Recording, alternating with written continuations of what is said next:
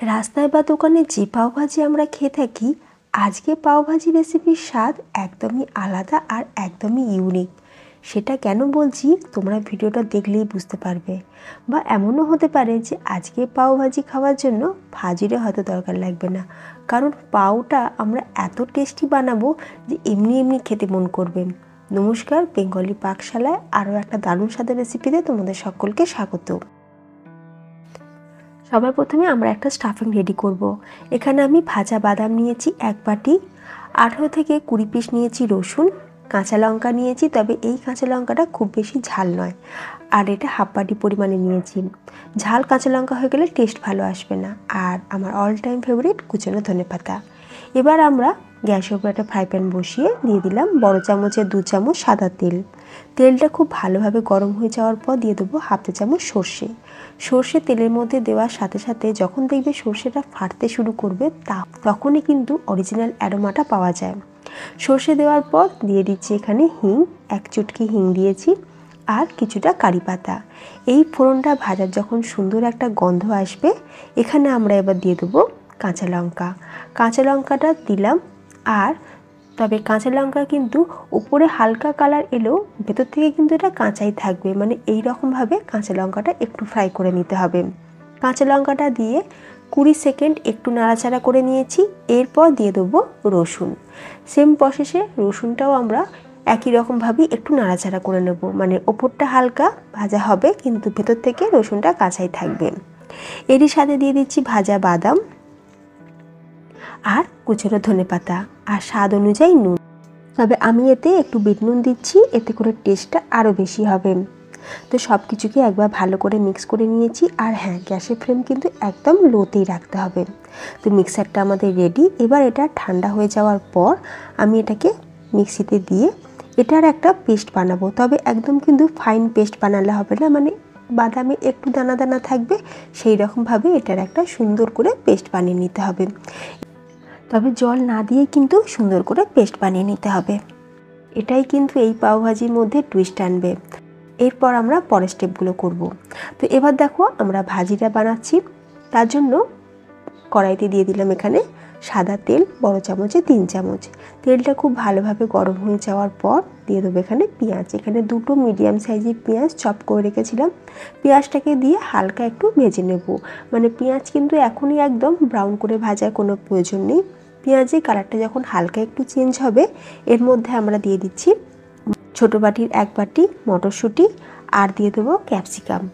এছাড়া আর কোনো সবজি কিন্তু আমি এই পাওভাজিতে ব্যবহার করব না, কারণ এই দুটো সবজি খুব তাড়াতাড়ি কুক হয়ে যায়, আর এই দুটো সবজির টেস্ট কিন্তু মারাত্মক পরিমাণে হয়।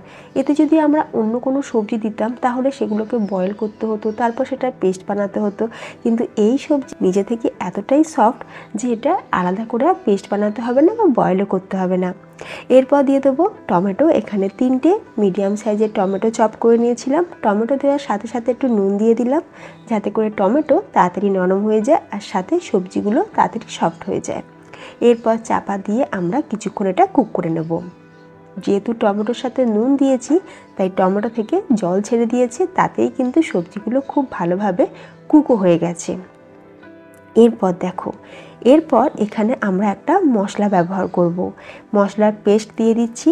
তো এখানে আমি যে মশলাগুলো দিয়েছি, এরপর এর মধ্যে আর কোনো ধরনের মশলা দেব না, সব রকম মশলাই আমি দিয়ে দিয়েছি। তো মশলার মধ্যে কি সেটাও আমি তোমাদের নিশ্চয়ই বলবো। তো তার আগে আমরা খুব ভালোভাবে একবার মশলাটা সবজির সাথে মিক্স করে নেব। খুব ভালো করে একটু মিক্স করে নেওয়ার পর মশলার বাটি ধোয়া জল একটু দিয়ে দিলাম, দিয়ে আরও একবার ভালো করে একটুখানি কষিয়ে নিয়েছি। তারপর চাপা দিয়ে গ্যাসের ফ্লেমটা লোতে করে দিয়ে আমরা মশলাটাকে একটু কুক করে নেব সবজির সাথে। ততক্ষণে তোমরা দেখে নাও মশলাটা কিভাবে রেডি করতে হবে। একটা বাটির মধ্যে নিয়ে নিলাম 1 চা চামচ হলুদ, বড় চামচে 2 চামচ কাশ্মীরি লঙ্কার গুঁড়ো। এতে কিন্তু ঝাল খুব বেশি হবে না, কিন্তু কালারটা দুর্দান্ত আসবে। দিয়ে দিচ্ছি ধনের গুঁড়ো, বড় চামচে 2 চামচ। জিরে গুঁড়ো দিয়ে দিলাম 1 চা চামচ পরিমাণে। স্বাদ অনুযায়ী নুন দিচ্ছি। এখানেও কিন্তু আমি বিট নুন বা ব্ল্যাক সল্টেরই ব্যবহার করলাম। আর বড় চামচের 1 চামচ দিয়ে দিলাম আদা রসুন বাটা। অল্প সামান্য জল দিয়ে মশলাটা আমরা পেস্ট বানিয়ে নিলাম। এই মশলাটাই আমি ভাজিতে ব্যবহার করেছি। আচ্ছা, অন্যদিকে দেখো মশলাটা আমাদের খুব ভালোভাবে কষানো হয়ে গেছে। তোমরা দেখতেই পাচ্ছ কালারটা কত সুন্দর এসেছে। এরপর এবার এই সবজিগুলোকে আমি ম্যাশ করব। তো যেহেতু আমার সবজি ম্যাশারটা ভেঙে গেছে, তো আমি এখানে গ্লাসের পেছন দিয়ে খুব ভালোভাবে সবজিটা কিন্তু আমি ম্যাশ করে নিয়েছি। খুব বেশিক্ষণ টাইমও লাগেনি, মোস্টলি 2 মিনিট টাইম লেগেছে এই সবজিটা ভালো করে ম্যাশ করার জন্য।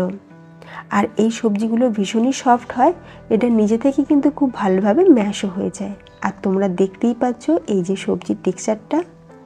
পাওভাজির ক্ষেত্রে ভাজি কিন্তু কখনোই একদম পেস্ট বানিয়ে নিলে হয় না, তাহলে সেই মজাটা পাওয়া যায় না। তো সবজিটা একটু দানা দানা থাকবে সেইভাবেই রাখতে হবে। এরপর এর মধ্যে আমি দিয়ে দিচ্ছি 3টে সিদ্ধ করা আলু। আলু কিন্তু প্রপার সিদ্ধ হতে হবে, আলুর মধ্যে যেন কোনো রকম শক্ত ভাব না থাকে। আলুর সেদ্ধ আমরা এইভাবে গ্রেট করে নিয়ে দিয়ে দেবো। আর একটা কথা মনে রাখতে হবে, পাওভাজিতে ভাজির ক্ষেত্রে আলু থাকবে 60%, বাকি সবজি থাকবে 40%, যেটা অনেকেই ভুল করে, আলুর পরিমাণটা কম রাখে, সেক্ষেত্রে কিন্তু ভালো টেস্ট পাওয়া যায় না। অরিজিনাল পাওভাজির টেস্ট পেতে হলে আলুর পরিমাণটা ঠিকঠাক দিতে হবে। আলু দেওয়ার পর আবারও আমি এইভাবে ম্যাশার দিয়ে এটাকে ম্যাশ করে নিচ্ছি। খুব ভালোভাবে এটা ম্যাশ করা হয়ে গেছে। দেখো তোমরা টেক্সচারটা দেখেই বুঝতে পারছো, ভাজির টেক্সচারটা দেখো কত সুন্দর এসেছে। এরপর উষ্ণ গরম জল দিয়ে দিলাম। যেহেতু ভাজি একটু পাতলা পাতলা হয়, সেই জন্য একটু জল তো দিতেই হবে। জল দিয়ে একবার ভালো করে মিক্স করে নিয়েছি। এখানে আমি বড় গ্লাসে 1 গ্লাস পরিমাণে জল দিয়েছি। খুব ভালো করে মিক্স করে নেওয়ার পর দিয়ে দেবো এখানে পাওভাজি মশলা। আর এই পাওভাজি মশলা আমি বাড়িতেই বানিয়েছি, যেটা মার্কেটের থেকে দ্বিগুণ টেস্টি। তোমরা যদি এই রেসিপিটা দেখতে চাও তাহলে আমাকে কমেন্টে জানিও, আমি পাওভাজি মশলা একদম সিক্রেট রেসিপি তোমাদের সাথে শেয়ার করব। তো পাওভাজি মশলাটা দেওয়ার পর চাপা দিয়ে আমরা কিছুক্ষণ কুক করব। কেন চাপা দিলাম? যেহেতু গ্রেভিটা ভীষণই ঘন, তাই যদি আমরা চাপা না দিতাম বাইরে ছিটকে আসতো। তো এবার ঢাকনা খুলে দিয়েছি, খুব ভালো করে আরও একবার মিক্স করে নিলাম। তো পাওভাজির জন্য ভাজি কিন্তু আমার অলমোস্ট রেডি। তবে ভাজির আসল জান হচ্ছে বাটার। বাটার ছাড়া পাওভাজি তো হতেই পারে না, তাই সবার শেষে বাটার দিয়ে দিলাম, দিয়ে একবার ভালো করে মিক্স করে নিয়ে চাপা দিয়ে দিলাম। এবার আমরা পাওটা সেঁকে নেব। গ্যাসের ওপর চাটু বসিয়ে কিছুটা বাটার আমি ব্রাশ করে নিলাম। এরপর আমরা পাওটাকে কেটে নিয়ে এইভাবে পাওটাকে বাটারের সাথে একটু সেঁকে নিচ্ছি, এতে করে দারুণ একটা ফ্লেভার এনহ্যান্স হবে আর টেস্টটাও কিন্তু খুব ভালো আসবে। একটু প্রেস করে নিলাম যাতে একসাথে পাওয়ের ভেতর পর্যন্ত বাটারের ফ্লেভারটা যায়। একটু করে বাটার লাগিয়ে দিলাম। তো দুদিকটা আমি খুব ভালো করে এইভাবে সেঁকে নিয়েছি। এবার পাওয়ের ভেতরটা তো একটু করে বাটার লাগিয়ে দিলাম। এবার দেখো যে বাদামের যে মিক্সারটা আমরা বানিয়ে রেখেছিলাম সেটা আমরা পাওয়ের ওপরে, একটা পাওয়ের ওপরে এইভাবে দিয়ে দিলাম আর পাওভাজি মশলা ওপর থেকে একটু ছড়িয়ে দিলাম। এই পাওটা আমাদের রেডি। একই রকমভাবে বাকিগুলো আমি রেডি করে নেব। তো সুপার টেস্টি, মার্কেটের থেকে একদমই আলাদা ইউনিক একটা পাওভাজি রেসিপি একদম তৈরি। তো তোমরা দেখতেই পাচ্ছ পাওয়ের সাথে ভাজির টেক্সচারটা দেখে জিভে জল তো আসবেই, আর একদমই ইউনিক একটা রেসিপি। তোমরা বাড়িতে কিন্তু একবার হলেও বানিয়ে দেখো, স্বাদ দ্বিগুণ লাগবে। আমরা এটা এমনিই খেতে পারবো, কারণ এটা নিজে থেকে একটা প্রপার ডিশ। তবে এর টেস্টটা দ্বিগুণ করার জন্য এইভাবে ছিঁড়ে নিয়ে তারপরে এই ভাজিতে লাগিয়ে খেলে এর টেস্ট দ্বিগুণ হয়ে যাবে। তাহলে আজকের এই ইউনিক পাওভাজি রেসিপি তোমাদের কেমন লাগলো অবশ্যই আমাকে কমেন্টে জানিও। আর এই রকমই নিত্য নতুন ইউনিক রেসিপি পেতে আমার চ্যানেলটি সাবস্ক্রাইব করে পাশে থাকা বেল আইকন প্রেস করে রাখবে, তাহলে আমি চ্যানেলে যখনই ভিডিও আপলোড করব তার নোটিফিকেশান সবার আগে তোমাদের কাছে পৌঁছে যাবে। তাহলে ভিডিওটা এখানেই শেষ করলাম। ধন্যবাদ।